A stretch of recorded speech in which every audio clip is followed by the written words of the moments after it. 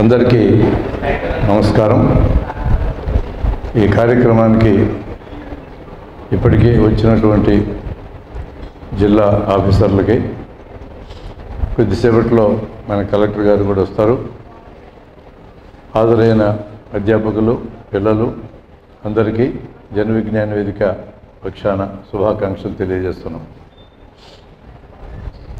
ఈ సంగీతానికి life style రోగాలకి సంబంధం ఏందని అనిపిస్తుంది. సంగీతం ఆస్వాదించగలిగితే లైఫ్ స్టైల్ రోగాలు చాలా రావు. మన పోతన్ గారు చెప్పినా, మియా చెప్పినా, మా ఔత్సాహిక కళాకారులు దామోదరు, శ్రీరామ్ వీళ్ళందరూ చెప్పిన ఇదే సారాంశం. ఆ పాట విన్నంతసేపు ప్రపంచాన్ని మర్చిపోవడమే పాట యొక్క గొప్పతనం. ఆ మర్చిపోయే ప్రపంచంలో మనకు రోగాలు ఉన్నాయని, అవి వస్తాయని, అది కూడా మర్చిపోవడం జరుగుతుంది. అది దాని గొప్పతనం. నేను కొన్ని ఫ్యాక్ట్స్ మీకు చెప్పి ఈ సబ్జెక్టులో కొంచెం ఎన్లైటన్మెంట్ ఇవ్వడానికి ప్రయత్నం చేస్తాను. ఇప్పుడు నేను మాట్లాడబోయే కొన్ని నిమిషాలే ఈ సబ్జెక్టుకి ఫైనల్ అని ఏమనుకోవకండి. ఇంకా చాలా సమాచారం ఉంటుంది. కొంత సమాచారం మీ ముందు పెడతాను నేను. ఒక 20 ఏళ్ల క్రితం ఉన్న పరిస్థితికి ఇవాళకి వచ్చిన ప్రధానమైన మార్పు మన జబ్బుల విషయంలో ఏంటంటే, షుగర్ జబ్బు అంటే మధుమేహం, చక్కెర రోగం విపరీతంగా పెరిగింది. గుండె జబ్బులు పెరిగినాయి, హార్ట్ అటాక్లు పెరిగినాయి.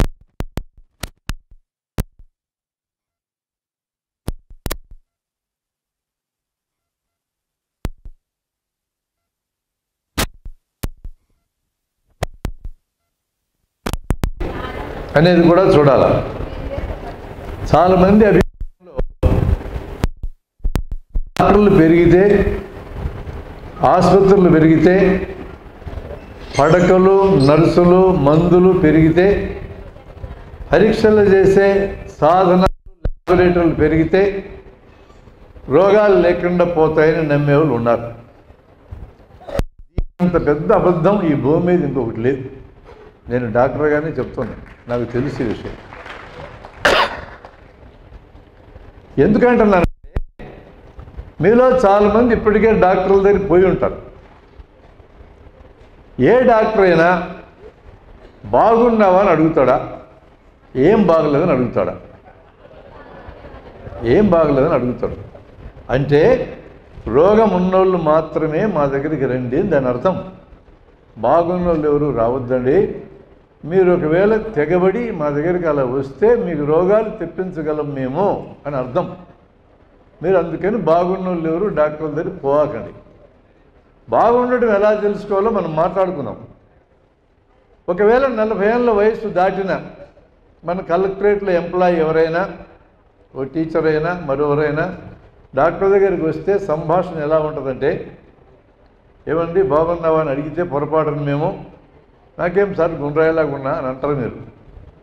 అసలు ఈ లాంగ్వేజ్ మాకు నచ్చదు, మా డాక్టర్లకు నచ్చదు. ఇది 40 ఏళ్ళు దాటిన తర్వాత బాగున్నాను అంటేంది? అన్ని పరీక్షలు చేయించుకున్నావా అని అడుగుతాం. నాకెందుకు పరీక్షలు, బాగున్నా కదా అని మరలా అంటారు మీరు. అట్లా కాదులే, గుండెకి ఈసీజీ పరీక్ష, ఎక్స్రే, రక్త పరీక్ష చేయించుకోరాబో అని పంపిస్తాం. ఈసీజీ పరీక్ష అంటే ఇంత పొడుగు రీల్లాగా వస్తుంది.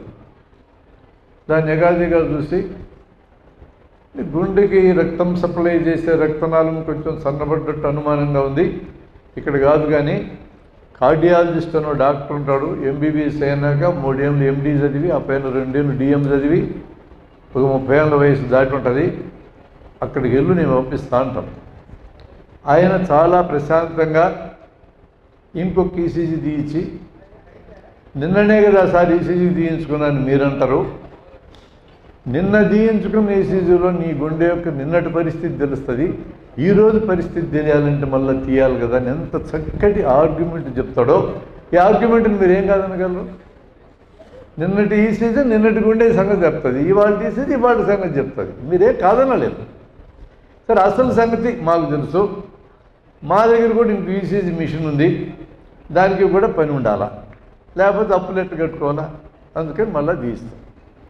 మళ్ళా తీయించి చూసిన తర్వాత అనుమానం ఇంక తొలగలేదండి, మీరు హైదరాబాద్ వెళ్ళండి, అక్కడ పెద్ద పెద్ద హాస్పిటల్స్ ఈ మధ్యనే హోటల్ హాస్పిటల్ కింద మారినాయి, అట్లాంటి హాస్పిటల్కి వెళ్ళండి, అక్కడ కొరోనరీ యాంజియోగ్రామ్ అనే పరీక్ష చేస్తారని పంపిస్తాం.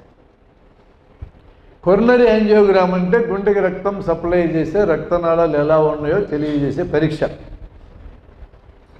ఒక 15,000 పరీక్ష పూర్తయింది. రిపోర్ట్ తీసుకొని మళ్ళీ పెద్ద కార్డియాలజిస్ట్ దగ్గరికి వచ్చారు. వచ్చిన తర్వాత మీ గుండెకి రక్తం సప్లై చేసే 2 రక్తనాళాల్లో కుడిపక్క ఉండే రక్తనాళం కొంచెం సన్నబడింది అంటాడు. ఇప్పటికైనా తేలింది, సంతోషం. ఎంత అని అడుగుతారు మీరు. 30% సన్నబడింది అంటాడు. ప్రశాంతంగానే చెప్తారండి, అతనికేం టెన్షన్ ఉండదు, ఉంటే నీకు ఉండాలి. కానీ 30% అని ఆశ్చర్యపోతారు మీరు. ఈ ఆశ్చర్యమే మాకు కావాలి, మీరు ఆశ్చర్యపోవటమే మాకు కావాలి. అంటే 1 మార్కు అటు ఇటు అయితే పాసు ఫెయిలు నిర్ణయించబడుతుంది. 35 పాసు 34 ఫెయిలు. అలాంటప్పుడు 30% అటు ఇటు అంటే మీరు భయపడకుండా ఎట్లుంటారు. ఇది మాకు ముందే తెలుసు, అందుకని 30% చెప్పాం. అంతా వాస్తవమే చెప్తామండి, అబద్ధాలు ఏం చెప్పాం. మరి ఏం చేయాలి సారు అంటారు మీరు. ఎడల్పు చేయించుకో, చేయండి. అయితే 1,50,000 తెచ్చుకో. అసలే డబ్బులు పట్టుకు సస్తున్నాం, డబ్బులు రద్దు అయినాక, పెద్ద నోట్లు పోయినాక 1,50,000 తెచ్చుకోండి. ఉన్నప్పుడు కదా ఆలోచిస్తూ ఉన్నాం. పోతూ ఉన్నటువంటి ఆసామిని వెనక్కి పిలిచి, సార్ ఒక చిన్న విషయం చెప్పాలి మీకు. రక్తనాళం వెడల్పు చేసినాక మరలా సన్నబడే ప్రమాదం ఉంటుంది. అట్లా సన్నబడకుండా ఉండడానికి లోపల గొట్టం బిగించాలా, స్టెంట్ అంటారు దాన్ని, అది వేయించుకోండి అని చెప్తాడు. అంటే ఒక రక్తనాళానికి ఒక చోట వేయాల్సి వస్తో 2 చోట్ల 3 చోట్ల చెప్పలేమండి, ఒక 3 దాకా ప్రిపేర్ అయ్యారండి అంటారు. ఇండియా గొట్టం వేయాలన్నా ఫారిన్ గొట్టం వేయాలన్నా అడుగుతాడు చక్కగా. ఏ గొట్టం అడుగుతారండి? నాకు తెలుసు, మీరు ఫారిన్ గొట్టమే అడుగుతారు. ఇండియా గొట్టం తీసుకెళ్ళి ఫారిన్లు అమ్మినా కూడా అట్టాడిదే కావాలని అడుగుతారు మీరు. ఫారిన్ గొట్టం 1,30,000, ఇండియా గొట్టం 30,000. మీకు సాగు కబురు చెప్తాను వినండి. ఫారిన్ గొట్టానికి ఇండియా గొట్టానికి పని చేయటంలో సబ్స్టాన్షియల్ డిఫరెన్స్ లేదు. 1 in 1000 కేసెస్లో మాత్రమే ఇండియా గొట్టం ఫెయిల్ అవుతుందని, అలాంటి సందర్భంలో ఫారిన్ గొట్టం వేయాలని వైద్య విజ్ఞానం చెప్తా ఉంది. అంటే 999 మందికి ఇండియా గొట్టాలు చాలు. మన సోమరాజు గారు, అబ్దుల్ కలాం డెవలప్ చేసిన గొట్టాలు చాలు. కానీ ఫారిన్ గొట్టం ఇది బాగా పనిచేస్తని, ఇండియా గొట్టం బాగా పనిచేయదని మనకి నమ్మకం ఎవరు కలిగించినారు? మనకి ఇట్లాంటి నమ్మకాలు మస్తు కలిగించినారు. అవన్నీ కూడా లైఫ్ స్టైల్ రోగాలు తేవడానికి కారణమయ్యేవే. పెద్ద అద్దాల గదిలో ఉండి పేషెంట్ని చూడకుండా లోపల మేము కూర్చొని మీలాంటి ఎవరన్నా వస్తే కాసేపు గాలి కబుర్లు చెప్పుకుంటూ బయట మనిషిని కాపలా పెట్టి జనమందరూ పోగేటట్టు చేస్తే ఈ డాక్టర్ పెద్ద డాక్టర్. ఎప్పుడన్నప్పుడు చూసి పంపిస్తే అక్కడ ఎవరు మనుషులు నిలబడరు. దారిని పోయేటోడు చూసి ఈ డాక్టర్కి ప్రాక్టీస్ లేదనుకుంటారని మా భయం. అందుకనే 10 నిమిషాలు 20 నిమిషాలు ఎవరిని చూడుకుని ఉంటే 10 మంది పోగవుతారు. చూసేటోడికి ఏమనిపిస్తుంది? అబ్బాయి ఈ డాక్టర్ చాలా ప్రాక్టీస్ ఉంది, పెద్ద అనుభవం ఉన్న డాక్టర్, మనం కూడా ఇక్కడికి పోవాలా అని అనిపిస్తుంది. సైకాలజీ అండి, మీకు తెలియందా? నేను కొత్తగా మాట్లాడుతున్నానా? పెద్ద లిస్టు రాసిస్తే మందులు, పెద్ద లిస్టు పరీక్షలు రాయిస్తే పక్కనే మందుల షాపుల్లో దొరికే మందును కూడా ఊరంతా తిరిగినా దొరకకుండా రాయిస్తే పెద్ద డాక్టర్ అనుకునే కల్చర్ వచ్చింది. డాక్టర్లు ఒక్కరిదే తప్పని నేను అంటల్లా, కల్చర్ మొత్తం అందరికీ వచ్చేసింది. పేషెంట్లకు కూడా ఈ కల్చర్ వచ్చేటట్టు చేసాం మేము కూడా. కొంతమంది వస్తారు పెద్ద చార్టు, సిటీ స్కాన్, ఎంఆర్ఐ పట్టుకొని వస్తారు మా దగ్గరికి. చాలా గర్వంగా వస్తుంటారు అది పట్టుకొని. ఏమయ్యా ఎంఆర్ఐ తీయించిన సార్ తలకాయకి? ఎందుకు తీయించావు? నేనే పోయి తీయించుకున్నా. నీకు ఎవరు చెప్పారు? ఎవరు చెప్పలా, నేనే పోయినా. ఎవడో ఒకటి చెప్పాలి కదా. 4-5 వేలు ఖరీదే ఎంఆర్ఐ తీయించాలంటే అక్కర్లే, ఆయనే పోయి తీయించుకున్నాను. ఇంకా కొంతమంది ఇంతలా ఫైల్ పట్టుకొని వస్తారు, చదవడానికే 1 గంట పడుతుంది. చదివినందుకు మాకు ఫీజు ఇవ్వాలా, చూసినందుకు కాదు. దమ్మిడి ఎక్కువ ఇయ్యరు అంతసేపు చదివినా కూడా. ఆ ఫైలు లావెక్కే కొద్దీ ఆ రోగికి గర్వం పెరుగుతూ ఉంటుంది, నాకు చాలా గొప్పగా వైద్యం జరిగిందని. ఫైలు లావెక్కితే తొందరగా సస్తవని అర్థం, తొందరగా చచ్చిపోతామని అర్థం. ఫైలు పెరుగుతూ ఉంది, రోగం తగ్గడంలా, అంటే అర్థం ఏంది? కానీ ఫైల్కి ఆ అర్థం వచ్చేస్తుంది. ఇటువంటి కల్చర్ ఒకటాన్ని క్రియేట్ చేయబడ్డది. ఇదంతా కూడా ఈ బేసిస్, నేను ఒక్క మాట మీకు చెప్తా వినండి. ఈ బేసిస్ చాలా ముఖ్యమైన బేస్. మీకు ఆందోళన పోవాలంటే డిసీజ్ బర్డన్ అనే ఒక పదాన్ని మీకు నేను ఇంట్రొడ్యూస్ చేస్తున్నాను. డిసీజ్ బర్డన్ అంటే ఈ దేశం మొత్తంలో ఉన్న 125 కోట్ల మందికి ఉన్న టోటల్ జబ్బుల యొక్క మోతాదు ఎంత అని అర్థం. 125 కోట్ల మందికి ఏడాదికి ఒక్కసారి జలుబు చేస్తే, జలుబు కూడా ఒక జబ్బే, 125 కోట్ల రోగాలు ఒక కాగితం మీద రాసుకోవాలి మనం దీన్ని అర్థం చేసుకోవడానికి. ఒక్కసారి పొడి దగ్గు వస్తే ఇంకా 125 కోట్ల రోగాలు. ఏదో పెళ్ళిళ్ళు బాగా జమాయించి జరుగుతూ ఉన్నాయి, పోయినాం, ఉద్దరికి తిండి తిన్నాం, కడుపు నొప్పి వచ్చింది, ఇది కూడా రోగమే. మరి అట్లా కడుపు నొప్పి ఒక్కసారి వస్తే ఇంకా 125 కోట్ల రోగాలు. 10 లక్షల మంది క్యాన్సర్ వస్తే ప్లస్ 10 లక్షలు, 50 లక్షల మంది గుండె జబ్బు వస్తే ప్లస్ 50 లక్షలు, ఇట్లా కూడుకుంటూ పోతే దీన్ని డిసీజ్ బర్డన్ అంటాం. ఈ కూడికలో లేదు మహాత్యం. ఈ కూడిన మొత్తం రోగాలు, అవి ఎన్ని రకాల రోగాలు అన్నా కానీ, కొన్ని రోగాలు సంవత్సరం మొత్తంలో ఇద్దరికి వస్తాయి, కొన్ని 10 మందికి వస్తాయి, కొన్ని 1000 మందికి వస్తాయి, కొన్ని లక్షల మందికి వస్తాయి, కోట్ల మందికి వస్తాయి. అన్నీ కూడితే దీని పేరు డిసీజ్ బర్డన్. ఈ డిసీజ్ బర్డన్లో 100కి 90 రోగాలకి వైద్యం అక్కర్లేదో, ఇది మీరు గుర్తుపెట్టుకోవాల్సింది. ఏంటవి? రోగాలు అనుకుంటున్నాము, అవి రోగాలు కాదు, ఇది ఒక కేటగిరీ. రెండవ కేటగిరీ దానంతట అదే తగ్గిపోయే రోగం. ఉదాహరణకి జలుబు, ఇది రోగమే. జలుబు చేస్తే మందులు ఆడితే వారంలో, మందులు ఆడకపోతే 7 రోజుల్లో తగ్గుతుంది. ఏది ఎక్కువ తక్కువ మీరు తెలుసుకోండి. కాబట్టి దానంతట అదే తగ్గిపోయే రోగం, అది, దానికి మందు అక్కర్లేదు. మూడవ రోగము ఇప్పుడు మనం మాట్లాడుకునేది సైకోసొమాటిక్ రోగాలు. మానసిక ఒత్తిడి పెరిగితే శరీరం మీద బయటపడే రోగాలు. ఇవి ముఖ్యమైన రోగాలు ఒక 40 ఉన్నాయి. ఇంక చిన్న చిన్నవి 200-300 ఉంటాయి. ఈ రోగాలే ఈరోజు లైఫ్ స్టైల్ రోగాల కింద మనం పిలుస్తున్నాం. స్ట్రెస్ వలన వచ్చే రోగాలు ఇవి. స్ట్రెస్ మేనేజ్మెంట్ పద్ధతులు తెలిస్తే రోగాలు పోతాయి. మొదటి 2 గ్రూపుల రోగాలకి మందులు అసలు అక్కర్లేదు. అవి ఎన్ని ఉంటాయి మొత్తం మీద అంటే ఆ 2 గ్రూపులు ఈ 90లో 80 అవే. అవి ఏందో మనకి తెలియటం కూడా అవసరమే. మా శిక్షణ అట్లాంటివే మేము చెప్తాం. రోగాలు కానీ రోగాలు ఏంటో చెప్తూ ఉంటాం. అవి తెలియడం ద్వారా మీకు ఎంత లాభం అంటే 80 వంతులు మీరు రోగాలు అనుకునేవి డాక్టర్ల దగ్గరికి పోనవసరం లేకుండా బాగవుతాయి. అది ప్రయోజనం. జలుబు చేసిన వాళ్ళు కూడా మా దగ్గరికి వస్తారు. అది రోగం కాదని నేను ఇప్పుడు చెప్తున్నా కూడా. ఒక ఖర్చుని చేతపట్టుకొని కాసేపు చీదుకుంటే అయిపోద్ది.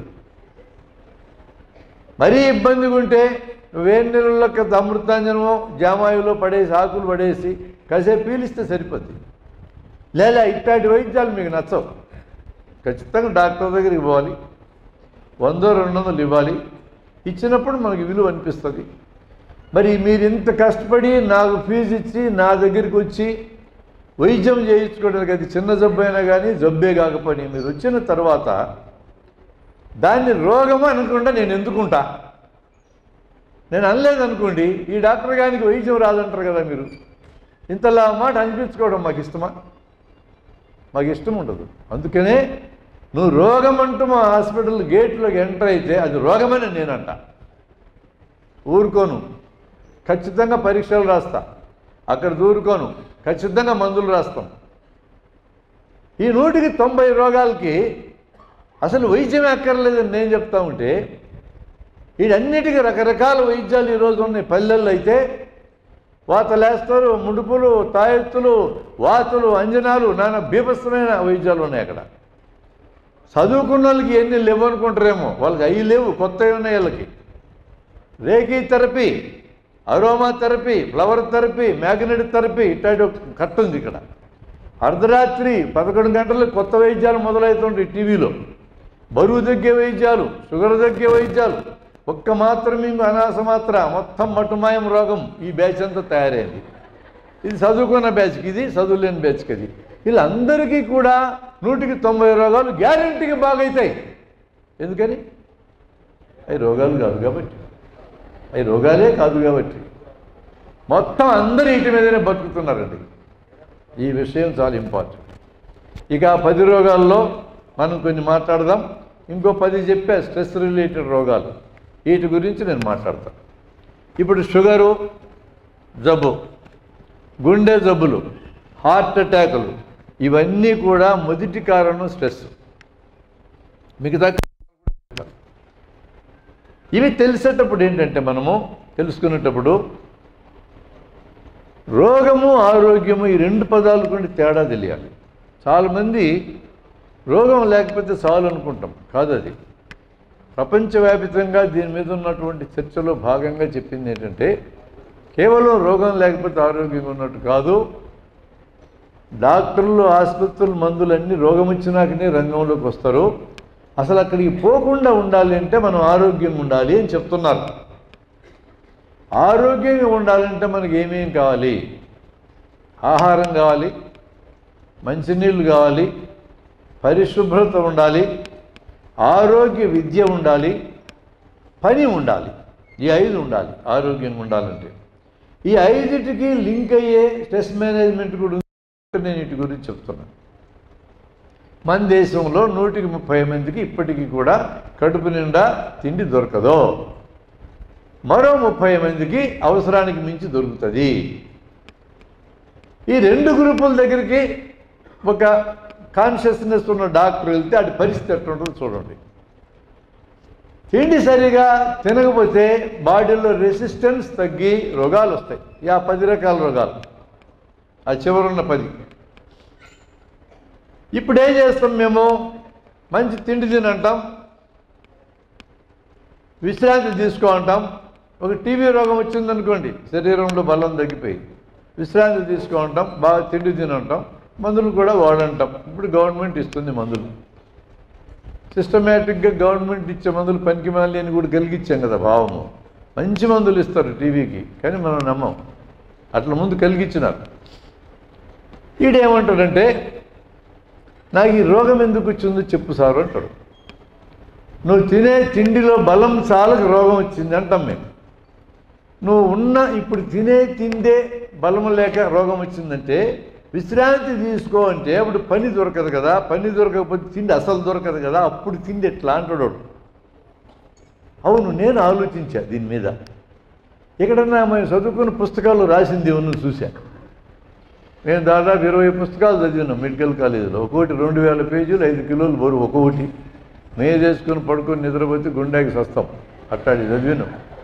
ఆ పుస్తకాల్లో ఎక్కడ ఒక్క చోటు కూడా రోగి నా దగ్గర డబ్బులు లేవు అంటే ఏం చేయాలో రాయలా.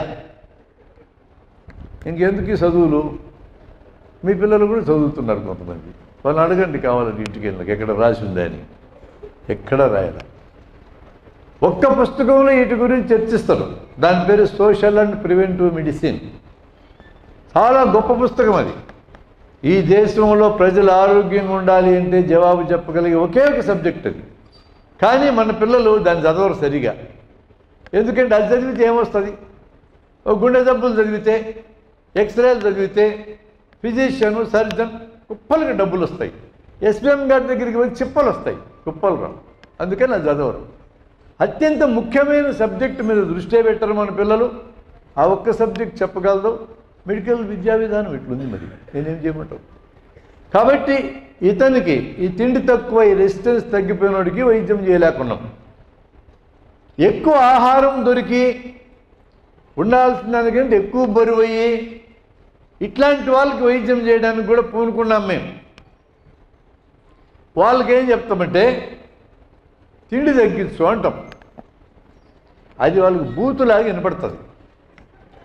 నేనేం తింటున్నా అంటాడు ఆయన. ఏం తింటున్నారో చెప్పండి బాబు అంటాం. 4 ఇడ్లీలు, 2 దోశలు, 2 పూరీలు రోజంతనా అంటాం మేము.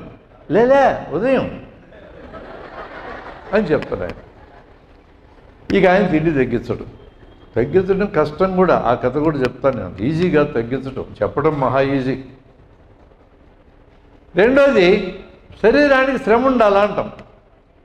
అంటే ఏం చేయాలి సార్ అంటాడు. రోజు 1 గంట నడవండి అంట. ఆయన ఎంత అద్భుతంగా చెప్తారంటే, కింద అంతస్తులోంచి పై అంతస్తులోకి మెట్ల మీద నడవడమే ఇష్టం లేక లిఫ్ట్ బిట్టించుకున్నా, నన్ను నడవమంటే ఏందంటాడు. అంటే నేను తప్పు చెప్పినట్టే.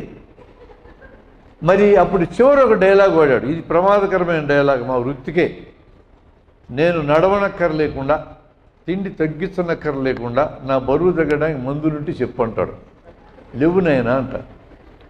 ఆ మాత్రం మందులు కనిపెట్టుకుని ఏం చేస్తున్నారు మీరు అంటాడు. అంటే మా పని అదే అయినట్టు. కనిపెట్టలేదురా స్వామి అంటే, కనిపెట్టండి ఏం చేస్తారు ఏంది మీరు అంటాడు తప్ప ఆహారం తగ్గించడు, ఎక్సర్సైజ్ చేయడు. మిత్రులరా, లైఫ్ స్టైల్కి తోడ్పడే విషయాల్లో ఎక్సర్సైజు, ఆహారం 2 ముఖ్యమైనవి. ఆహారం విషయంలో చాలా సింపుల్ విషయం చెప్తున్నా.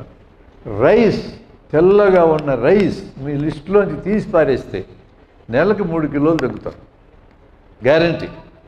ఈ అనాస మాత్రలు తింటే తగ్గరు, అవి వేస్ట్. 4 తెల్లటి పదార్థాలు లైఫ్ స్టైల్లో మనకు నష్టం కలిగించే ఉన్నాయి. 1 ఉప్పు, తెల్లటి ఉప్పు. మనలాగా కుర్చీల్లో పని చేసుకునే వాళ్ళకి, యాక్టివిటీ ఎక్కువ లేనటువంటి వాళ్ళకి రోజుకి 1.5 నుంచి 2 గ్రాములు ఉప్పు సరిపోతుంది. కాయ కష్టం చేసుకున్న వాళ్ళకి 3.5-4 గ్రాములు కావాలి, మనకు అక్కర్లేదు. మనకి ఈ ఉప్పు మనం తినే ఆహారంలోంచి, కూరల్లోంచి ఆటోమేటిక్గా వస్తుంది. విడిగా నువ్వు ఉప్పు వేయక్కర్లేదు. అంటే మీ ఇంట్లో డైనింగ్ టేబుల్ మీద ఉప్పు డబ్బాని మాయం చేయండి. ఇది మొదటి సలహా. రెండవది చక్కెర. చక్కెర దానంతటదే రోగాన్ని తేదు, కానీ చక్కెర రోగం వచ్చినోడు చక్కెర తినకూడదు. చక్కెరలో పిండి పదార్థం తప్ప ఇంకేమీ లేదు. దాని బదులు ఏదైనా పిండి వంటలు పండక్కో పబ్బానికో మింగదలుచుకుంటే బెల్లంతో చేసుకున్న పిండి వంటలు తినండి. అందులో ఐరన్ ఉంటుంది, ఇనుము, అందులో ఖనిజ లవణాలు ఉంటాయి, అందులో కాల్షియం ఉంటుంది. చక్కెరలో ఇవేమీ ఉండవు పిండి పదార్థం మినహా. చక్కెరని పూర్తిగా తగ్గించి బెల్లాన్ని ఉపయోగించడం మొదలుపెట్టండి, అది కూడా స్పేరింగ్గా, మరి ఎక్కువగా. రెండవ తెల్లటి పదార్థం చక్కెర, మనం వీలైతే అవాయిడ్ చేద్దాం. మూడవ తెల్లటి పదార్థం మీగడ, నెయ్యి, ఇలాంటివి. దానికి పరిష్కారం బయట అమ్మే దగ్గర స్కిమ్డ్ మిల్క్ అని అమ్ముతారు, ఫ్యాట్ తీసేసిన మిల్క్. ఫ్యాట్ ఉన్న మిల్క్ అమ్ముతారు, ఫ్యాట్ లేని మిల్క్ కూడా అమ్ముతారు. ఫ్యాట్ ఉన్న మిల్క్ రుచి ఎక్కువ ఉంటుంది, నెయ్యి కూడా రుచే, వెన్న కూడా రుచే. రుచికి మనం బలైపోయినామంటే దానికి చిక్కేస్తాం. అలాంటి ఫ్యాట్స్ ఎక్కువ తీసుకోవడం అనేది అనవసరం. ఇప్పటికే మన దగ్గర ఫ్యాట్ ఉంది, మన చర్మం కింద ఫ్యాట్ ఉంది, పేగుల చుట్టూ ఫ్యాట్ ఉంది, గుండె చుట్టూ ఫ్యాట్ ఉంది. ఈ ఫ్యాట్ ఉన్నటువంటి వాళ్ళు గంట కానీ ఎండలో తిరిగితే విటమిన్ డి వస్తుంది. దాని విటమిన్ డి తినకర్లా, ఎండ తగిలేటట్టు గంటగా నడిస్తే మన ఫ్యాట్లోంచే విటమిన్ డి తయారవుతుంది. మన శరీరానికి అవసరం కొలెస్ట్రాల్ లాంటిది మన లివర్ తయారు చేస్తుంది. మీరు బయట నుంచి ఏమి ఇవన్నీ ఇవ్వక్కర్లేదు. కాబట్టి నెయ్యి, మీగడ, వెన్న ఇలాంటివి మనకు నష్టం కలిగించే ఆహారాల్లో భాగం.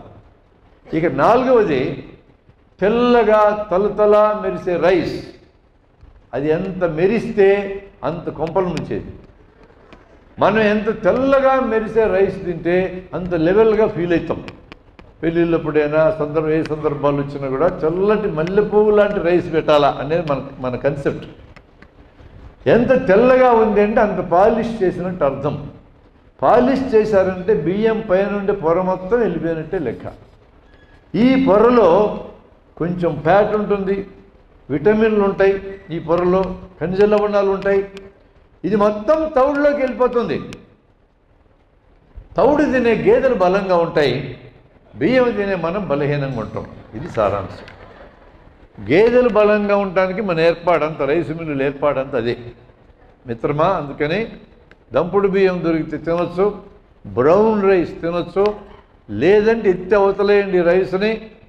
మా చిన్నతనంలో తిన్నాం కొర్రలు, రాగులు, జొన్నలు, వరిగులు, ఆరికలు ఇట్లాంటివన్నీ.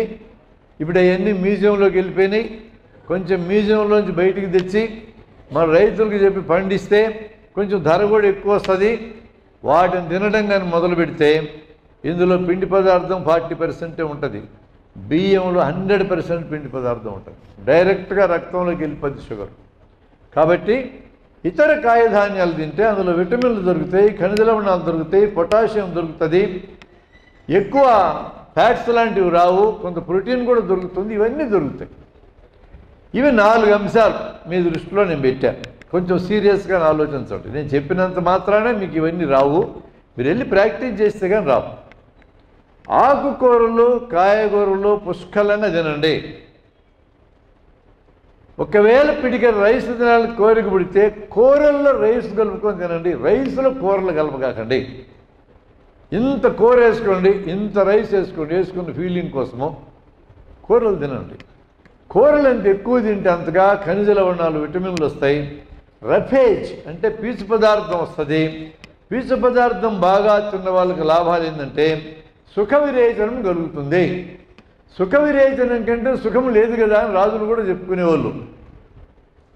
మా దగ్గరికి వచ్చేవాళ్ళు దొడ్డికి సరిగా రాజు సార్ పెద్ద బ్యాచ్ ఇది, నీకెందుకయ్యా బాధ, ఆకుకూరలు కాయగూరలు తిను నన్ను అడగాల్సిన పని. తినే వాళ్ళకి అపెండిసైటిస్ రోగం తక్కువ ఉంటుంది వచ్చేది, కులాల్లో పెద్ద పేగులో క్యాన్సర్ తక్కువ వస్తుంది, అల్సరేటివ్ కొలైటిస్ అనే రోగం తక్కువ, క్రాన్స్ ఎంటరైటిస్ అనే రోగం 4 రోగాలు తక్కువ వస్తాయి.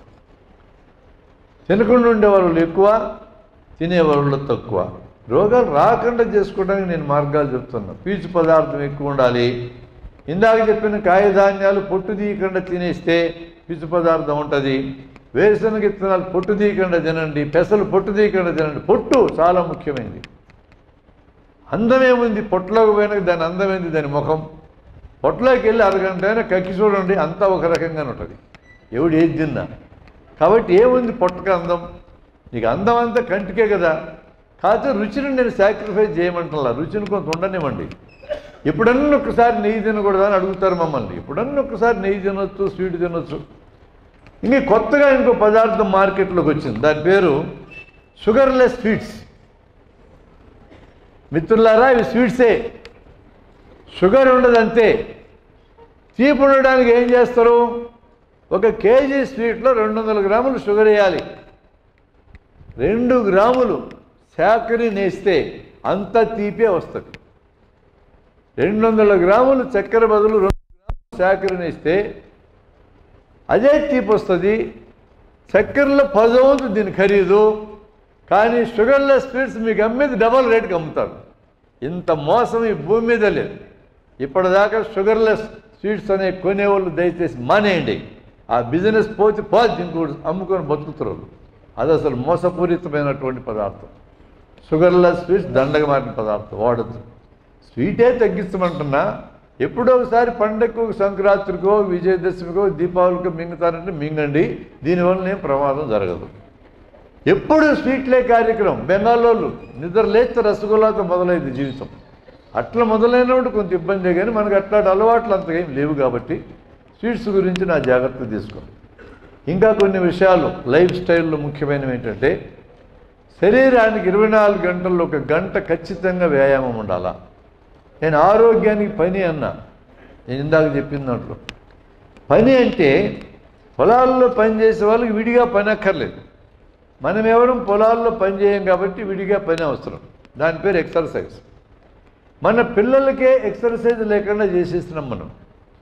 అంటే ఆట స్థలాలు లేని విద్యాలయాలు పెట్టడం ఫ్యాషన్ కింద మారిపోయింది. తెలుసు మన వాళ్ళందరికీ. పర్మిషన్ తెచ్చుకుంటారు వాళ్ళు, మనం ఇవ్వాల్సిన పనిలే. మనం ఉంటాం, మన అధికారులు ఉంటాం, కాగితాలు పెడతారు మన ముందరు, ఎవడిదో ఆట స్థలం చూపిస్తారు, పర్మిషన్ తీసుకొని పోతారు. పిల్లల్ని ఆడనివ్వరు ఆట స్థలం ఉన్నా కూడా. చదువుకో చదువుకో చదువుకో, తరుముకోవడమే తరుముకోడు. తల్లిదండ్రులు జరుగుతూనే ఉంటారు, బంధువులు జరుగుతూనే ఉంటారు. కంటిన్యూస్గా చదివితే బుర్రకెక్కదు. ఈ సంగతి తెలుసు కదా మనకి.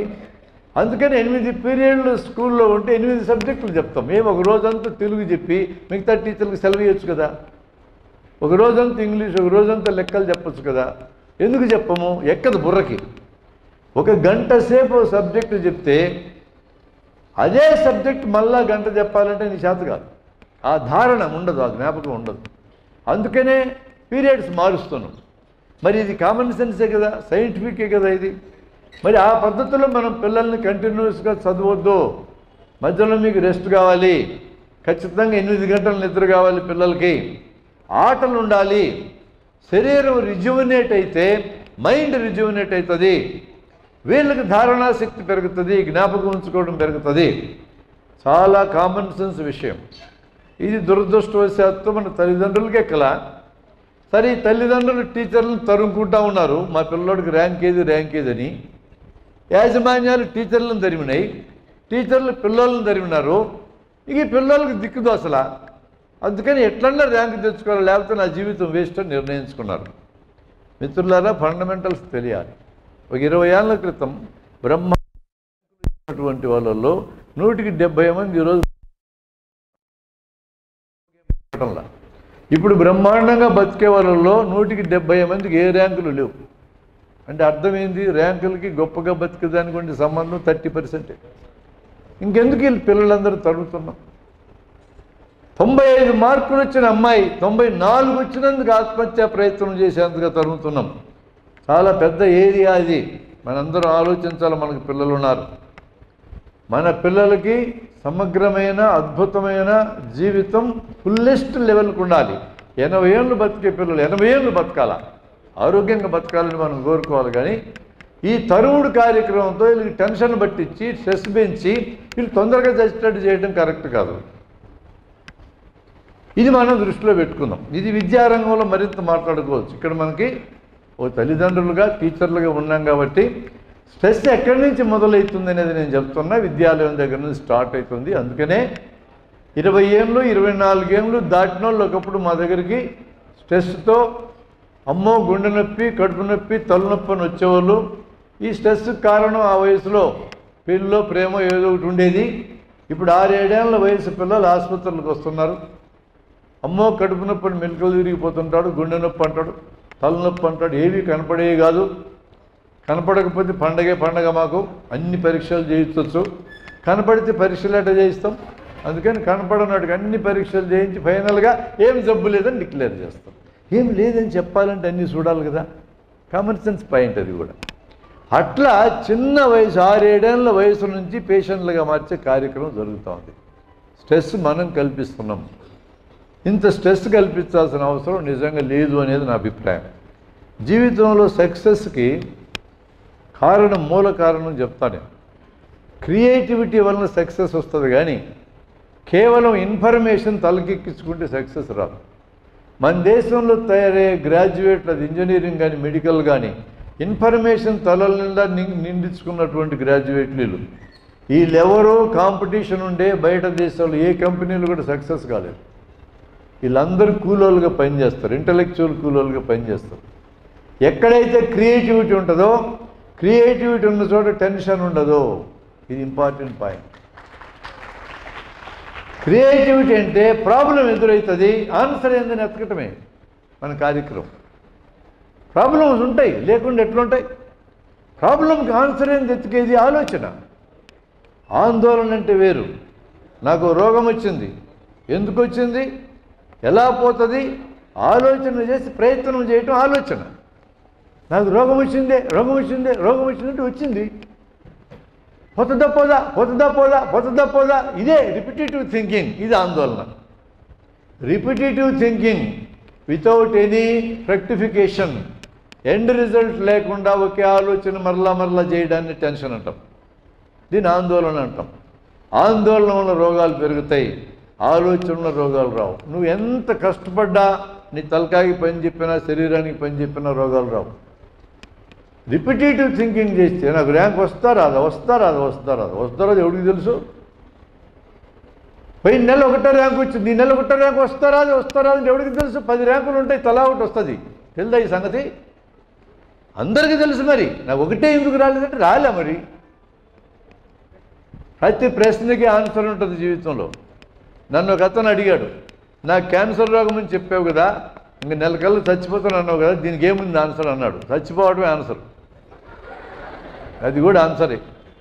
అందులో మంచి ఆన్సర్లు చెప్తా అన్నా. ఖచ్చితంగా చచ్చిపోతామని నీకు అర్థమైంది కదా. నేనైతే నా డాక్టర్ని ఎప్పుడు చచ్చిపోతానో చెప్పమని అడుగుతా. చెప్పకుండా సడన్గా రేపు పొద్దున్న చచ్చిపోతామని చెప్తే ఇన్ని పనులు ఆగిపోతాయో నాకు. మీ అందరూ కూడా అట్టే కోరుకోవాలా. ఎవడన్నా డాక్టర్ ముఖాన్ని చెప్తే అంగీకరించండి. చచ్చిపోతాం అంటే చచ్చిపోతాం. అలాంటప్పుడు గ్యారంటీకి చచ్చిపోయేటోని గుండె జబ్బు చివరి దశ గ్యారంటీకి పోతాడు, క్యాన్సరు చివరి దశ గ్యారంటీకి పోతాడు. ఇట్లాంటి వాళ్ళని ఆసుపత్రుల్లో ఐసీయూల్లో పడేసి ముక్కులో గొట్టము, నోట్లో గొట్టము, ఒంటెలకు గొట్టము, చేతికి గొట్టం పెట్టి చుట్టూ మనుషులను జారనీయకుండా నర్సు అక్కడెక్కడో కూర్చుంటుంది, టీవీలో చూస్తుంటుంది, మనం చూడదు. అటు కూర్చోబెట్టి కేకలేయాలంటే శబ్దం బయటికి రాదు, తట్టాలంటే పక్కన స్విచ్ పెడతాడు, దాన్ని నొక్కాలంట. ఇట్లా సచ్చే కంటే నేనైతే చెప్తా శుభ్రంగా, అరే గ్యారెంటీకి చెప్తారా మీ నాయన, పక్కకి పిలిచి చెప్తా కొడుకుల్ని కూతుర్ని, ఇంటికి పట్టుకెళ్ళు, అందరు కూతుర్లు కొడుకులు మనమలు మనవరాలు మొత్తాన్ని పిలుచుకురా, ఇతను చుట్టూ కూర్చోబెట్టు, చూసుకుంటూ సావమను. ఇప్పటిదాకా అతను డిగ్నిటీతో జీవించాడు, ఇప్పుడు మరణం కూడా డిగ్నిటీతోనే జరగాలి. గౌరవంగా జీవించిన మనిషి గౌరవంగానే మరణించాలి. దిక్కుమాల చావు ఆసుపత్రుల్లో చేరి సావకూడదు. కానీ బయట జనం పొడుస్తూ ఉంటారు, అంత డబ్బు ఉంది కదా మీ నాయన ఎందుకు చెప్పు అంటే భరించలేక వస్తారు. వాడి బాధ చెప్తా ఉంటారు మాకు. ఏందండి జనం అందరూ పొడిస్తే నువ్వు పొడిపించుకునేదేనా? అవునా మా నాయన గ్యారెంటీకి చచ్చిపోతావు, నీకేంది మధ్యలో, నీ పంచాయతీ ఏంది? నేను ఆసుపత్రికి తీసుకెళ్ళను, నీ గోళ ఏంది అసలు అడగడం చేత అయి ఉండాలి. డబ్బులు ఖర్చు అయితే అనే మాట కాదు, బతికేదానికి డబ్బులు ఖర్చు పెట్టండి. గ్యారెంటీకి చనిపోయే మనిషి చచ్చిపోతారని మీరు ఎందుకు అంటారు? చచ్చిపోయే ముందు కళ్ళు ఇద్దరికి ఇవ్వండి, కిడ్నీలు ఇద్దరికి ఇవ్వండి, లివర్ ఇద్దరికి ఇవ్వండి, గుండె ఒకటికి ఇవ్వండి, ఊపిరితిత్తులు ఇద్దరికి ఇవ్వండి, 9 మంది బతుకుతారు మన సావులోంచి. ఎక్కడ చచ్చిపోతున్నామండి మనము? అవన్నీ తీసుకున్నా కూడా ఈ బాడీ చచ్చింది. ఇంకా తీసుకెళ్ళి అనాటమీ థియేటర్కి ఇవ్వండి, మెడికల్ కాలేజీలో బల్ల మీద బండ పెట్టి 100 మంది విద్యార్థులు నేర్చుకుంటారు శరీర నిర్మాణ శాస్త్రం. చచ్చిపోయినా కూడా మనం బతికే ఉండొచ్చు అంటున్నాను నేను.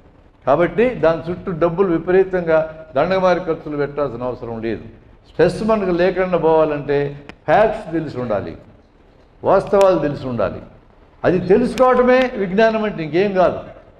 ఉన్న విషయం ఉన్నట్టుగా మనకు తెలిస్తే మనకి ఈ రకమైన టెన్షన్ ఉండదు.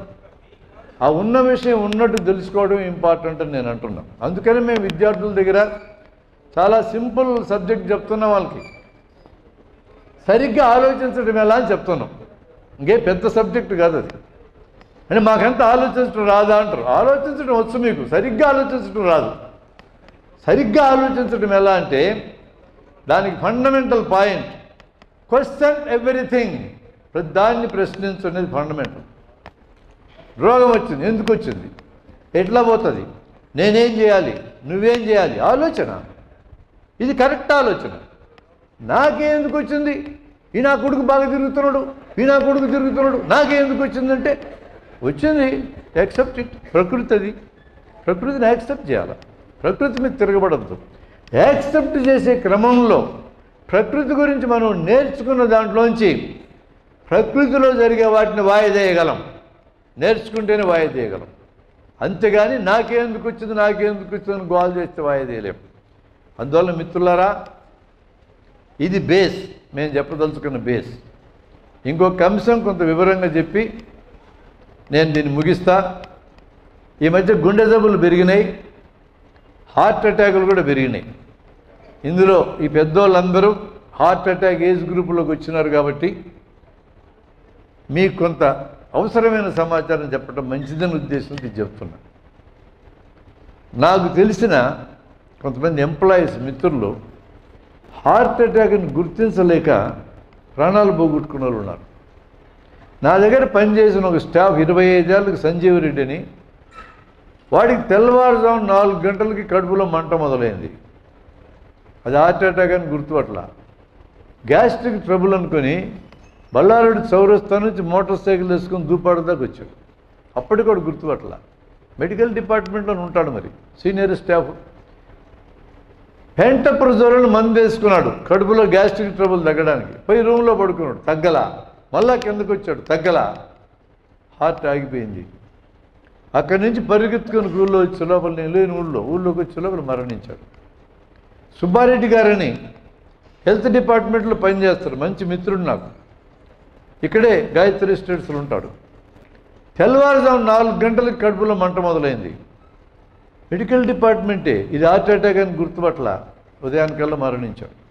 నేను ఎందుకు చెప్తున్నానంటే, గుండెకి రక్తం పర్మనెంట్గా ఆగిపోతే హార్ట్ అటాక్, రక్తం తాత్కాలికంగా ఆగిపోతే గుండె నొప్పి, హార్ట్ పెయిన్. అది హార్ట్ పెయిన్ అయినా అంటే తాత్కాలికంగా తగ్గినా, హార్ట్ అటాక్ అయినా పర్మనెంట్గా ఆగిపోయినా నొప్పి ఒకే రకంగా ఉంటుంది. నొప్పి ఎలా వస్తుందో మీకు చెప్తా, ఏం కష్టం కాదు గుర్తుపెట్టుకోవడం, ఇది జీవితానికి వెనుకొచ్చేగాడు, గుర్తుపెట్టుకోండి. పరీక్షల కోసం చదివేవన్నీ మర్చిపోండి, నాకు కూడా అభ్యంతరం ఏం లేదు. పరీక్షలైనా ఎటు మర్చిపోతారు మీరు కూడా, నేను ఎన్నో మర్చిపోయాను పరీక్షల్లో రాసిన, మీరు మర్చిపోతారు.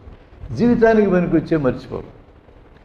నొప్పి ఎదురు వెనక కానీ పై పొట్టలో కానీ వస్తుంది, ఎడం వైపుకి ఎక్కువ వస్తుంది. నొప్పి ఎక్కడా అని అడిగితే ఇలా చెయ్యి పెట్టి చూపిస్తారో, ఒక్క ఏళ్ళతో ఇక్కడ నొప్పి అని చూపిస్తే ఇది గుండె నొప్పి కాదు, చెయ్యి పెట్టి చూపిస్తే గుండె నొప్పి. అది మంటలాగా రావచ్చు, మనం అన్నం అరకపోతే కడుపులో మంట అంటాం, ఇదే రకంగా రావచ్చు. బరువెత్తినట్టు రావచ్చు, గుండె మీద బిగదీసినట్టు రావచ్చు. ఈ 3 రకాలుగా ఏదో రకంగా వస్తుంది. చురుక్ అంటది, ఇది గుండె నొప్పి కాదు.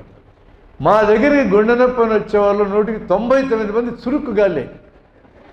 అందరికి ఈసీజీలు ఎక్స్రేలు దుమ్ములాగా రాయిస్తాం, ఎందుకంటే ఆ ఒక్కరిని పట్టుకోవాలంటే అందరికీ రాయాలి. ఆ చురుక్ అంటే పోనివద్దు డాక్టర్ దగ్గరికి. ఒక్క ఏళ్ళతో చూపిస్తే అది గుండె నొప్పి కాదు. ఊపిరి పీల్చినా వదిలినా నొప్పి ఎక్కువ తక్కువ అవుతూ ఉంటే ఇది గుండె నొప్పి కాదు. 1000 మందిలో 999 మందికి కుడి పక్క నొప్పి వస్తే గుండె నొప్పి కాదు. ఆ ఒక్కరు ఎందుకంటున్నానంటే, గుండె కుడివైపుకుంటే వాళ్ళు కుడి పక్క వస్తుంది, ఎడం పక్క ఉంటుంది ఎక్కువ మందికి. కాబట్టి 100కి 99.9 కుడి పక్క నొప్పి వస్తే గుండె నొప్పి కాదు, చురుక్ అని వస్తే గుండె నొప్పి కాదు, ఊపిరి పీల్చినా వదిలినా నొప్పి పెరగడం తరగడం అంటే గుండె నొప్పి కాదు, ఒక ఏళ్ళతో చూపించేటట్టు వస్తే గుండె నొప్పి కాదు. అది మంటలాగా కానీ బరువెత్తినట్టు కానీ బిగదీసినట్టు కానీ వస్తుంది, ఎడం పక్క వస్తుంది, ఎడమ చేతికి కానీ ఎడం భుజానికి కానీ ఎడమ దవడకు కానీ ఎడం పక్క మెడకు కానీ పాకుతున్నట్టు అనిపిస్తుంది. గుండె నొప్పి గుండె పోటు నొప్పి ఇదే రకంగా ఉంటుంది. గుండె నొప్పికి పోటుకి డిఫరెన్స్ ఇది మనకు ముఖ్యం. ఎందుకంటే గుండె నొప్పి అయితే ఒక మాత్ర నాలుగు కింద పెట్టుకుంటే తగ్గిపోద్ది. మన సినిమాల్లో విలన్లకు అప్పుడప్పుడు భలే నొప్పి వస్తుంటుంది, గబ ఎత్తుకుతూ ఉంటాడు, డబ్బా జేబులో దొరుకుతుంది, ఒక మాత్రం నాలుగు కింద పెట్టుకోగానే మామూలు అవుతాడు. పాత సినిమాల్లో చాలా ఉన్నాయి ఇట్లాంటి ఘటనలు. ఇది గుండె నొప్పి అంటే రక్తనాళం సన్నబడింది, మాత్రం మింగగానే ఎడలిపోయింది. కానీ వీళ్ళందరూ కూడా చెక్ చేయించుకోవాలి, ఫ్యూచర్లో ఎప్పుడైనా హార్ట్ అటాక్ వచ్చే ప్రమాదం ఉండొచ్చు, కానీ టైం ఉంది. కానీ గుండె పోటు అట్లా కాదు. ఇందాక నేను చెప్పినట్టు నొప్పి రెస్ట్లో ఉన్నప్పుడు వస్తుంది, ముఖ్యంగా తెల్లారుజామున వస్తుంది, 4 గంటలు 3 గంటల ప్రాంతంలో వస్తుంది. తెల్లవారుజామున నొప్పి వస్తే అది మంట అయితే ఇది గ్యాస్ట్రిక్ ట్రబుల్ కాదో. నిద్ర లేచేంతగా నొప్పి వస్తే ఇది చిన్న నొప్పి కాదు. చిన్న నొప్పి ఎప్పుడు వచ్చినా నిద్ర డిస్టర్బ్ కాదు, పెద్ద నొప్పి అయితే మాత్రం డిస్టర్బ్ అవుతుంది, పెద్ద నొప్పి. నిద్ర మెలకు వచ్చేంత నొప్పి ఇది ఖచ్చితంగా హార్ట్ అటాకే. తెల్లవారుజామున వచ్చింది, రెస్ట్లో వచ్చింది, వీటితో పాటు వాంతులు అవ్వడం ఒక పాయింట్, తెలియకుండా మూత్రం పోవడం 2 పాయింట్లు, గుబగుబ చెమటలు పట్టడం 3 పాయింట్లు, తెలియకుండా మల విసర్జన జరగడం. ఈ 4గింట్లో ఏ 2 ఉన్నా ఇది గ్యారంటీ హార్ట్ అటాక్. ఈ సమాచారం చాలు. మహిళలకి 45 ఏళ్ళ లోపల హార్ట్ అటాక్ రాదు. వాళ్ళకి హార్మోన్స్ అనేవి రక్షిస్తూ ఉంటాయి, ఈస్ట్రోజన్ హార్మోన్ రక్షిస్తూ ఉంటుంది.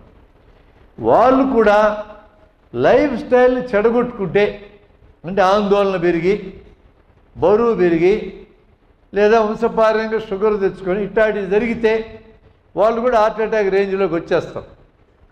అలా ఆ రేంజ్లోకి రాకపోతే 45 ఏళ్ళ దాకా మీరు దిగులు పడాల్సిన అవసరం లేదు, మీకు హార్ట్ అటాక్ వచ్చే అవకాశం లేదు.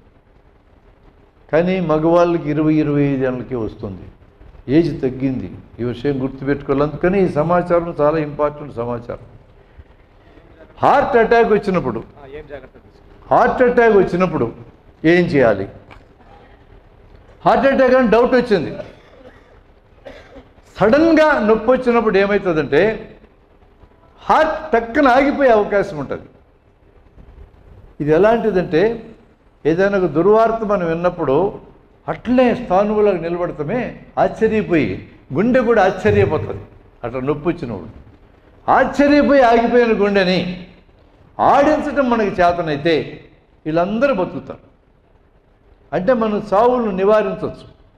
అంటే ఎప్పుడైనా నా కడుపులో మంటకుంది, నొప్పికుంది అని అంటారు, ఇంట్లో వేలబడిపోతారు. అట్లా అంటే ఆగిపోయింది గుండెని. మెడలో నాడి చూడడం నేర్చుకోండి. దవడెముక కింద నాడి తెలుస్తుంటుంది, ప్రతి ఒక్కరు చూడవచ్చు ఈజీగా. టక్కన నాడి చూడండి, నాడి ఆగిపోయింది, హార్ట్ ఆగిపోయిందని అర్థం. అక్కడికక్కడే మనిషిని ఎలుకలు బండబెట్టండి. శిక్షణ పెద్ద శిక్షణే, మీకు సింపుల్గా చెప్తున్నా. ఎలుకలు పడుకోబెట్టండి, ఎదురు ఎముకను గుర్తుపట్టండి. ఇది ఎదురు ఎముక. ఈ ఎముకలో పై సగం వదిలేసి కింద సగం మీద 2 చేతులు ఒకదాని మీద ఒకటి సపోర్ట్ పెట్టుకొని 20 సార్లు గబగబా నొక్కండి. ఏం కొంపలు మనకు ఆడి నువ్వు అటు కొట్టినందువలన హార్ట్ స్టార్ట్ అవుతుంది. ఇది సింపుల్ మెథడ్. దీని మీద మేము వీడియోలు తయారు చేసాం. ఇంట్రెస్ట్ ఉన్నటువంటి వాళ్ళు మా మిత్రులకి, మా ఆర్గనైజర్స్కి మీ ఈమెయిల్ ఐడీస్ ఇవ్వగలిగితే మేము ఆ వీడియోని మీకు పంపిస్తాం. చూడండి, చాలా సింపుల్ వీడియో. ఎదురం ఎముక మీద కింద భాగంలో 2 చేతులు సపోర్ట్ పెట్టి 2 ఇంచులు చెస్ట్ అనిగేటట్టుగా 20 సార్లు నొక్కాలా, గుండె స్టార్ట్ అవుతుంది. గుండె సడన్గా ఆగిపోతే ఇది ఆన్సర్. కానీ తీవ్రమైన హార్ట్ అటాక్ వచ్చి గుండె 2 రక్తనాళాలు బూడిపోతే బతకరు, నువ్వేం చేసినా బతకరు. కానీ ఇంకొక సూత్రం ఉంది, ఏంటంటే అది ఒక రకమైన మాత్ర. నేను ఇప్పుడు చెప్తా మీకు. ఈ మాత్ర ఎల్లప్పుడూ మీ పర్సులో ఉండాలి. ఇది మింగితే వెంటనే హార్ట్ ఆగిపోతే ఆడించాల. హార్ట్ అటాక్ ఉంది, అట్లే ఉంది, ఆడింది. కానీ ఒక అరగంట టైం మీకు దొరుకుతుంది డాక్టర్ దగ్గరికి పోయేదాకా ఈ మాత్ర మింగిస్తే. ఆ మాత్ర పేరు యాస్పిరిన్,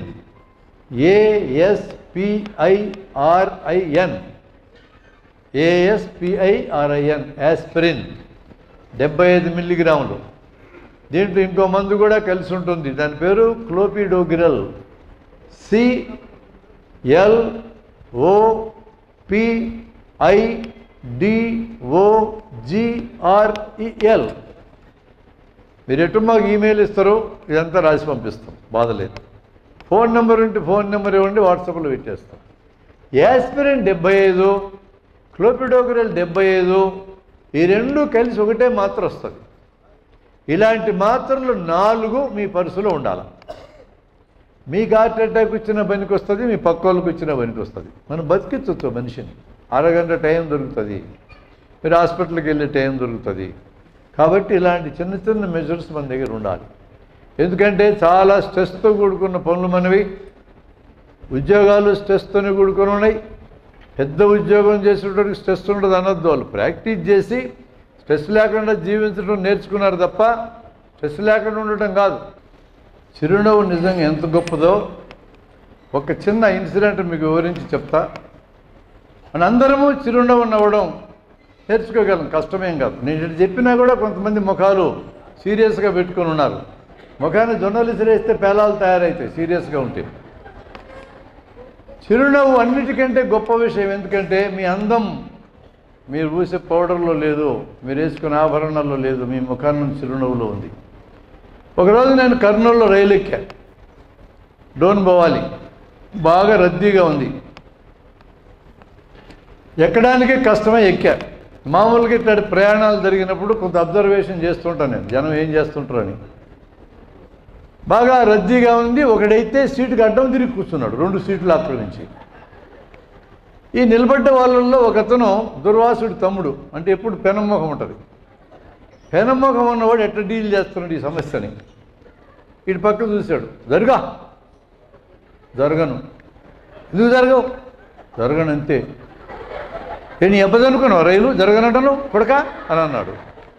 నన్ను కొడక అంటవా? మా అబ్బది కాదు, నీ అబ్బదా? నేను జరగను, ఏం చేసుకుంటూ చేసుకోపో అన్నాడు. వెలుదుర్తి దాకా వాడు నిలబడే ఉన్నాడు, వీడు కూర్చొనే ఉన్నాడు.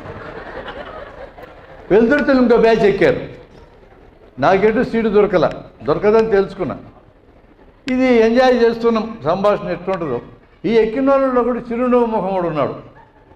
ఈడెట్లా డీల్ చేస్తాడో చూడండి. ఇటు పక్క చూశాడు, 2 సీట్లోడి పక్క. గురు ఏమి కొంచెం జరగనా? ఇందాక వాడేమన్నాడు? జరుగో. ఈడేమన్నాడు? కొంచెం జరగనా? ఇందాక వాడు 3లోంచి బయటికి రాలే, ఇంకా జరగను అన్నాడు. ఏం చెప్తావన్నా జరగనని? ఎంత దూరం నుంచి వస్తున్నావు నువ్వు? నీకు ఎంత కాళ్ళు నొప్పులు లేకపోతే 2 సీట్లకు అడ్డం పెట్టి కూర్చుంటావు. I can understand you, I will support you అని అన్నాడు. చిరునవ్వు ముఖమాడు అట్లా అన్నాడు. ఆయన ఊరుకోలే. ఒక 2 ఇంచులు జరిగాను. వాడు 2 ఇంచులని నమ్మాడు. భోగోలు పోయే లోపల 6 ఇంచులు అయింది అది. డోన్ పోయే లోపల అడుగు అయింది అది. ఈ లోపల సంచిలోంచి అరటి పనులు తీశాడు, తెరిసగం మింగారు. తినుబండారాలు తీశాడు, తెరిసగం మింగారు. తినుబండారాలు దొరికా, సీటు దొరికా, చిరునవ్వుతో సాధించవచ్చు. పిల్లలకి చిన్న ఎక్సర్సైజ్ చేయండి మీరు. చిరునవ్వు ఎంత గొప్పదో మీకు తెలుస్తుంది. స్ట్రెస్ పోతుంది చిరునవ్వు ఉంటే. 40 రకాల రోగాలు రావు చిరునవ్వు నవ్విన వాళ్ళకి. పెద్దగా నవ్వినా కూడా రావు రోగాలు. మరి పెద్దగా పోయి రాజువారి సెంటర్కి వెళ్ళి నిలబడి పెద్దగా పక్క నవ్వితే ఏమైంది వీడికి అనుకుంటారు కదా. ఆ భయంతో పెద్దగా నవ్వడం మీ ప్రైవేట్గా నవ్వండి, చిరునవ్వు పబ్లిక్గా నవ్వండి. పెద్దగా నవ్వడం కూడా మంచి ఎక్సర్సైజ్ కాబట్టి నా క్లాస్మేట్ సహదేవుడు ఉన్నాడు నంద్యాలలో. వాడు లాఫింగ్ క్లబ్ అని ఒకటి పెట్టాడు.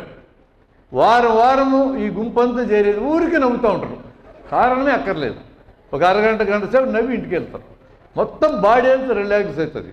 నవ్వగలిగితే ముఖంలో 40 కండరాలు పనిచేస్తాయి, స్ట్రెస్ పోతుంది మనిషికి. అది అంత గొప్పది.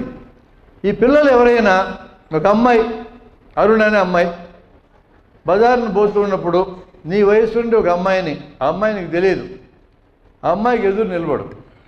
అమ్మాయిలైతే అమ్మాయిలు ఎదురు నిలబడాలి, అబ్బాయిలైతే అబ్బాయిలు ఎదురు నిలబడాలి. మార్చొద్దండి ఎటు ఇటు, మరి లేనిపోయిన సమస్యలు నాకు వస్తాయి. నీ పేరు రమాదేవి కదా అనాలి అరుణ అనే అమ్మాయి. ఆ అమ్మాయి ఎవరు తెలియదు నిజంగానే. కాదండి అంటది అమ్మాయి. లేలే నువ్వు రమాదేవి, నో డౌట్, నాకు తెలుసు అని అనాలా. కాదండి అని మళ్ళా అంటది. అచ్చం డిటో, కార్బన్ కాపీ, జిరాక్స్. నా ఫ్రెండ్ ఒక అమ్మాయి ఉంది రమాదేవి అని, 5 ఏళ్ళు అయింది నేను కలవక, నువ్వు కనపడగానే నాకు రమాదేవి దొరికింది, ఎంత ఆనందం వేసిందో నాకు. కాకపోయింది రండి, నా ఫోన్ నెంబర్ ఇస్తే తీసుకో, నీ ఫోన్ నెంబర్ అప్పుడప్పుడు నీతో మాట్లాడితే నా రమని కలిసినట్టు నేను ఫీల్ అవుతా అని మాట్లాడండి. 10 మందిని ట్రై చేయి, ఒకరు దొరుకుతారు. ఆ ఒకరే గొప్ప స్నేహితులు అవుతారు, ఎవరికి తెలుసు కనుక. రైల్లో ప్రయాణం చేస్తూ వచ్చిన ఒక స్నేహితుడి యొక్క వితరణ మీరు ఆశ్చర్యపోతారు తెలుసుకుంటే. నా దగ్గర క్లాసులు పెట్టే టీచర్లకు ఒకసారి 4 రోజుల క్లాస్, తిరిగి వెళ్తున్నాడు పల్లి తిరుపతిరావు అని టీచర్ విజయనగరం పోవాలి. డోన్లో రైలు ఎక్కాడు, ఎదురు మనిషితో చిరునవ్వుతో పరిచయం చేసుకున్నాడు, మాట్లాడుకుంటూ వెళ్ళారు. ఏమేమి నేర్చుకున్నామని అడిగాడు, మాట్లాడుకుంటూ వెళ్ళారు. ఇతనికి 3 నెలల తర్వాత బ్లడ్లో క్యాన్సర్ ఇస్తే రాయవెల్లూరులో జరిపించాం మేమంతా కలిసి. ఎటు చనిపోతానని తెలిసిపోయింది. ఒక శతకం రాసేసినాడు అక్కడే ఉంటూ, అందరికీ కార్డులు వేశాడు, నాకు బ్లడ్లో క్యాన్సరు, చనిపోబోతున్నాను. ఆయన స్టూడెంట్స్ 4 లక్షలు వసూలు చేసి ఇచ్చారు. ఈ రైల్లో పరిచయమైన చిరునవ్వు బ్యాచి 2 లక్షలు పంపించాడు. మీరు ఆశ్చర్యపోతారు తెలిస్తే. మనకు పోయేది ఏంటండి, చిరునవ్వు నవ్వితే లాభము, రోగాలు రాకుండా ఉంటాయి, స్ట్రెస్ పోతుంది. వస్తే అంతా లాభమే. మహా అయితే ఏముంది, టైం 1 నిమిషం, ఖర్చు పెట్టేది ఏముంది అందులో. కాబట్టి చిన్న టెక్నిక్స్తోనే మనం స్ట్రెస్ని తగ్గించుకునే మార్గాలు ఉన్నాయి. నేను ఒక్కసారి ఇందాక నీకు చెప్పిన గుండె జబ్బులు రిపీట్ చేస్తే, ఎందుకంటే ఒక్కసారి చెప్తే గుర్తుండదు, ఒక 2 నిమిషాలు రిపీట్ చేసి నేను సెలవు తీసుకుంటా. గుండె పోటు అనేది రెస్ట్లో ఉన్నప్పుడు వస్తుంది, నిద్ర మెలకు వచ్చేటట్టు వస్తుంది. గుండె నొప్పి పనిచేసినప్పుడు వస్తుంది. గుండె పోటు రెస్టులో వస్తుంది. అది తేడా. నొప్పి పైపొట్టులో కానీ ఎదురు ఎముక వెనుక కానీ మంటలాగా కానీ బరువెత్తినట్టు కానీ బిగదీసినట్టు కానీ వస్తుంది. ఆ నొప్పి ఎక్కడుందని అడిగితే చెయ్యి మొత్తం ఇట్లా పెట్టి చూపిస్తారు. ఒక్క ఏళ్ళతో ఇక్కడ నొప్పి ఉందని చూపిస్తే గుండె నొప్పి కాదు. ఊపిరి పీల్చినా వదిలినా నొప్పి పెరగడం తగ్గడం జరిగితే గుండె నొప్పి కాదు. కుడిపక్క నొప్పి వస్తే గుండె నొప్పి కాదు. సురుక్కని వస్తుంది, ఇది గుండె నొప్పి కాదు. ఏది గుండె నొప్పి ఏది కాదు మనకు తెలియాలి. గుండె నొప్పి వచ్చినప్పుడు ఎప్పుడైనా తెల్లవారుజామున వచ్చే నిద్ర లేస్తే ఇది గుండెపోటుని అనుమానించాలి. ఇది చాలా ముఖ్యమైన ఇన్ఫర్మేషన్. సడన్గా గుండె ఆగిపోతే అక్కడికక్కడే పడుకోబెట్టి ఎదురు ఎముక కింద భాగాన్ని 20 సార్లు గబగబా నొక్కితే ఆగిపోయిన గుండె స్టార్ట్ అయ్యే అవకాశం ఉంది. గుండె ఆడుతూ ఉన్నటువంటి వాళ్ళు బలవంతం నొక్కితే ఆగిపోయే ప్రమాదం ఉంది. కానీ ఆల్రెడీ ఆగిపోయిన వాడికి నొక్కితే ఏం కాదు. అది తెలుసుకునేది ఎలా అంటే మెడలో రక్తనాళం కొట్టుకుంటూ ఉంటుంది, ఏళ్ళు పెట్టి చుట్టూ. అందరి పిల్లలకి క్లాస్ రూమ్లో నేర్పాలి. ఫండమెంటల్స్ ఇవి నేర్పాలి. మేము ఈ మధ్య 2-3 సార్లు ఈ క్లాసుల్లో గ్రామాలకు వెళ్ళి చెప్పాం. మన ఆలుగుండలో ఇవాళ ఓరొకల్లో పోయి వచ్చా నేను. పిల్లలకి డైరెక్ట్గా ఎట్లా నేర్పుతూ చూపించాం. 5 నిమిషాల పని అంతే. టీచర్లకు నేర్పిస్తే పిల్లలకి వాళ్ళు నేర్పిస్తారు. చాలా అద్భుతమైన విద్య ఇది.